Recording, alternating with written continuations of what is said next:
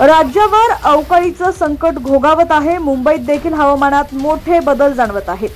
बुधवारी मुंबईसह उपनगरात वादळी वाऱ्यासह पावसानं हजेरी लावली, त्याचा लोकल सेवेला देखील फटका बसला होता। आज पुन्हा मुंबईसह नवी मुंबई, ठाणे, पालघर जिल्ह्यांना येलो अलर्ट देण्यात आलेला आहे। मुंबईत आज सकाळपासून आकाश ढगाळ राहून काही भागात वादळी वाऱ्यांसह हलक्या पावसाची नोंद झाली। दुपारपर्यंत सूर्यप्रकाश दिसण्याची शक्यता असून संध्याकाळनंतर पुन्हा आकाश ढगाळ होईल। काही भागात विजांच्या कडकडाटासह पावसाची शक्यता आहे।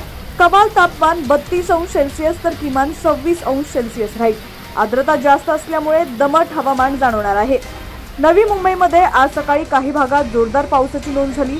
आकाश दिवसभर ढगाळ राहणार असून वाऱ्याचा वेगही मध्यम स्वरूपाचा राहील। दुपारी थोड्याच वेळात सूर्यप्रकाश दिसण्याची शक्यता आहे।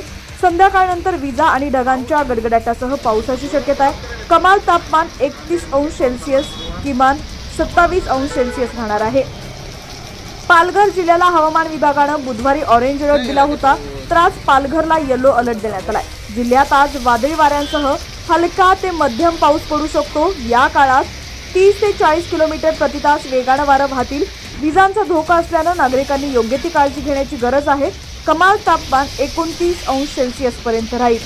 ठाणे जिल्ह्यात आज वादळी पावसाचा इशारा देण्यात आलेला आहे। सकाळपासूनच ढगाळ वातावरण असून काही ठिकाणी पावसाची नोंद झाली। दिवसभर हवामानात बदल राहणार असून दुपारनंतर काही भागात मुसळधार पावसाची शक्यता आहे। कमाल तापमान 32 अंश सेल्सिअस तर किमान तापमान 26 अंश सेल्सिअस आहे।